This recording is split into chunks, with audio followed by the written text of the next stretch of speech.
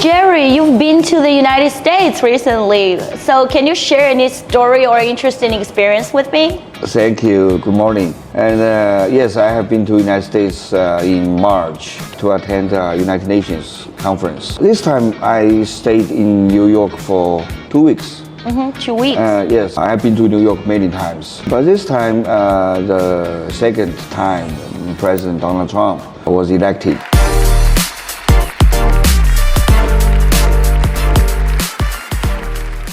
I encountered several demonstrations. Demonstrations? What impressed me most is on the Brooklyn Bridge, I saw a group of people, maybe thousands of people. Thousands? One or That's two. a large group. That's quite large, I think.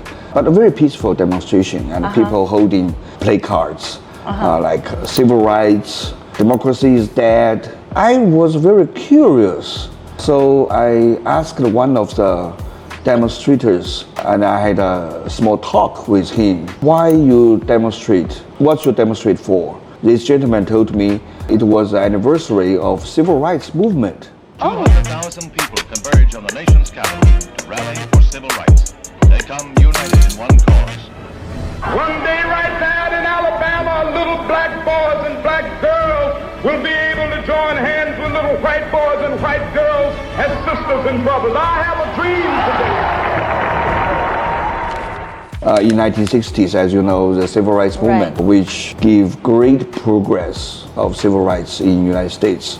So they want to commemorate the civil rights movement in 1960s. I asked this gentleman why they hold the placard like democracy is dead. Yeah, I'm also very curious. Yes, because we all know American democracy. They have the right to vote, they have the right to express. Yeah, that's what United States is known for, right? Yeah, that's right. American democracy or democratic system. And this gentleman, I can feel he is not very satisfied with the current president. Why not? Maybe he believes the current president, some policies greatly different from the previous democratic president. And also he was showing his dissatisfaction and disappointment with this current president. And it's only 1 month after the inauguration. Yeah, that's a very short time. Yeah, very short time. And I asked him, you demonstrate for your dissatisfaction or disappointment about this current president. This president is also democratically elected. Right. Right? You say democracy is dead, but he was elected by the voters. That's quite ironic. It's very ironic. He's not someone takes the office by coup. Right, He's democratically elected. And so many people voted for him, right? And also this gentleman also feel it's a long story. He told me it's a long story. I also asked him, if you are not satisfied with this current president, you have to wait 4 years. So you have to wait for 4 years to make some changes? Yes. And Wow. also, this is what the democratic system is designed for.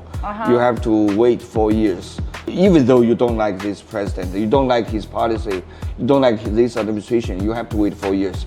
This is the cost of democracy.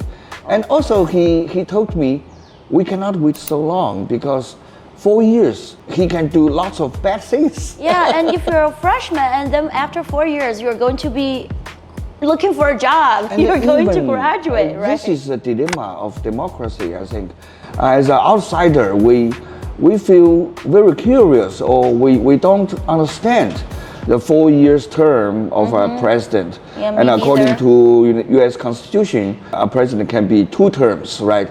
8 years. So a leader of a country, if he can only serve the nation for 4 years, that's a very short time. It's not a very long time. For a country, you have to make long-term plan and short-term plan. So if he or she who took the office, he cannot be sure he can be re-elected. He or she can only make short-term plan for this country. That's the problem. That means you cannot guarantee the continuous policy making for all the people, right? That's right. The continuity and the consistency of the policy.